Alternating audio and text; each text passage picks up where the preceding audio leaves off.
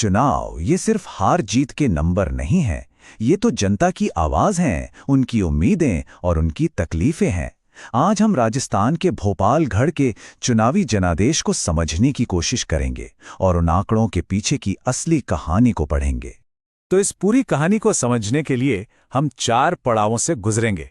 सबसे पहले हम भोपालगढ़ की जमीनी हकीकत को जानेंगे, फिर हम नतीजों के गणित को समझेंगे, उसके बाद इतिहास के पन्नों को पलटेंगे और आखिर में ये देखेंगे कि भविष्य में शासन का रास्ता कैसा होना चाहिए।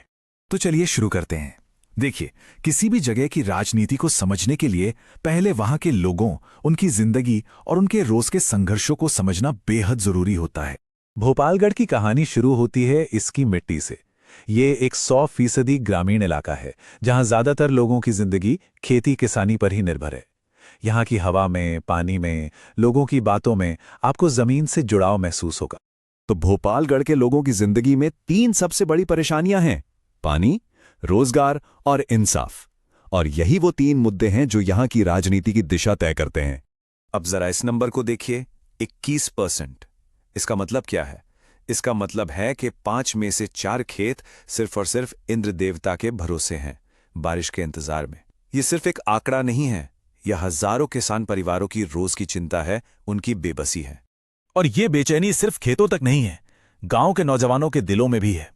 बार बार एग्जाम के पेपर लीक होना यह सिर्फ एक नौकरी का सवाल नहीं है, ये उनके भविष्य के साथ, उनके भरोसे के साथ एक खिलवाड़ है जो उन्हें सिस्टम से निराश करता है। और इन सबके बीच समाज का ताना बाना भी बहुत पेचीदा है। यहाँ लगभग 22% आबादी अनुसूचित जाति की है। जातिगत समीकरण यहाँ बहुत अहम है और ये वफादारी हवा के रुख के साथ बदल भी सकती है, जो किसी भी चुनाव का नतीजा पलटने की ताकत रखती है। तो ये थे जमीनी मुद्दे। अब देखते हैं कि इन मुद्दों का असर वोटों में कैसे बदला। चलिए 2023 के चुनाव के नतीजों को जरा बारीकी से देखते हैं। नतीजे आपके सामने हैं। कांग्रेस को करीब 42.5%, आरएलपी को 30.5% और बीजेपी को करीब 24.5% वोट मिले। देखने में तो ये कांग्रेस की सीधी जीत लगती है, पर क्या सच में ऐसा है? थोड़ा और गहरा उतरें तो तस्वीर बदल जाती है। अगर आप सरकार के खिलाफ पड़े वोटों को जोड़ दें, यानी आरएलपी और बीजेपी के वोट, तो वो बनते हैं लगभग 55%। मतलब जीतने वाली पार्टी से कहीं ज्यादा लोगों ने उसके खिलाफ वोट दिया। ये एक बटा हुआ जनादेश है। ये जीत कितनी नाजुक है, इसका अंदाजा इस बात से लगाइए। हार जीत का फासला करीब 12% का है। मतलब सिर्फ 12% वोटों का स्विंग और पूरा नतीजा पलट सकता है। ये एक जीत कम और एक चेतावनी ज्यादा लगती है। और भोपालगढ़ का ये मिजाज कोई नया नहीं है। यहाँ के वोटरों ने कभी किसी एक पार्टी को अपना स्थायी पता नहीं बनने दिया। यहाँ की राजनीति हमेशा से ही बहुत अस्थिर रही है। इतिहास देख लीजिए। 1998 में कांग्रेस को 55% वोट मिलते हैं। फिर 2013 आते आते हवा का रुख ऐसा बदलता है कि बीजेपी 57% पे पहुंच जाती है। 2018 में तो एक नई पार्टी आरएलपी आती है और जीत जाती है। और फिर 2023 में कांग्रेस की वापसी। ये दिखाता है कि वोटर किसी पार्टी के बंधक नहीं हैं। तो आखिर सवाल यह है कि ऐसा होता क्यों है? वोटर इतनी तेजी से अपनी राय क्यों बदल लेते हैं? इसकी जड़ कहां है? जवाब पार्टियों के झंडों में नहीं, लोगों की जिंदगी में है।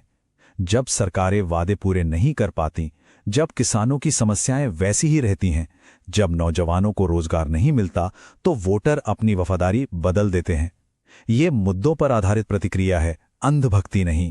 तो हमने समस्या समझी, नतीजों का विश्लेषण किया, इतिहास देखा। अब सवाल है कि आगे का रास्ता क्या है? एक भरोसेमंद शासन का ब्लूप्रिंट कैसा हो सकता है? कांग्रेस के अभियान को देखें तो ताकत थी उनका उम्मीदवार जो स्थानीय थे, जमीन से जुड़े थे। लेकिन पार्टी का संगठन जमीनी स्तर पर कमजोर पड़ चुका था। मुद्दे सही उठाए, पानी, रोजगार, लेकिन पिछली सरकार के काम का बोझ भी था, जिससे भरोसा थोड़ा कम था। देखिए, एक कामयाब अभियान सिर्फ आखिरी दिनों के शोर शराबे से नहीं बनता। ये एक पूरी रणनीति है। 90 दिन पहले से तैयारी शुरू होती है, डेटा को समझने से। फिर एक कहानी, एक नैरेटिव तैयार किया जाता है और फिर उस कहानी को घर घर तक, दिल दिल तक पहुंचाया जाता है। यहाँ का नेता कैसा होना चाहिए? कोई बड़ा चेहरा नहीं, बल्कि एक कम्युनिटी क्रूसेडर। मतलब एक ऐसा व्यक्ति जो उन्हीं के बीच का हो, उनके पानी, उनकी नौकरी जैसे असल मुद्दों के लिए लड़े, जो कुर्सी पर नहीं, लोगों के दिलों में जगह बनाए। तो निचोड़ ये है, रास्ता शिकायत की राजनीति से निकलकर शासन की राजनीति की तरफ जाता है। सिर्फ समस्याएं गिनाने से नहीं, बल्कि उनका ठोस समाधान देने से विश्वास बनता है। और यहीं हम एक बड़े सवाल पर आकर रुकते हैं। अगर डेटा हमें लोगों की जरूरतें इतनी साफ साफ दिखा सकता है, तो फिर क्या चीज है जो हमारे सिस्टम को उन जरूरतों को पूरा करने से रोकती है? ये सवाल सिर्फ भोपालगढ़ का नहीं, ये हमारे पूरे लोकतंत्र के लिए है।